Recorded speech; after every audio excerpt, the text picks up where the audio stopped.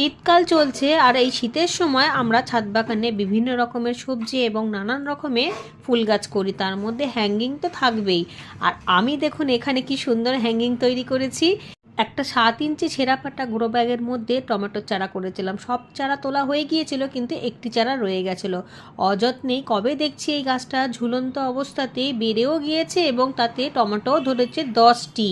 কত সুন্দর গাছটি হয়েছে দেখুন। যেটা বাঁচা সেটা এমনিতেই বাঁচবে, আর যেটা নষ্ট হবা সেটাকে যত্ন করলেও সে বাঁচে না। অথচ এই গাছটির মধ্যে না পড়েছে কোনো খাবার আর না পড়েছে ঠিক মতো জল। কোনো সময় যখন গাছকে স্নান করিয়েছি তখন একটু আধটু জল এই গাছটার মধ্যেও গিয়েছে, তাতেই এত সুন্দর গাছের চেহারা এবং টমেটো এসে গেছে।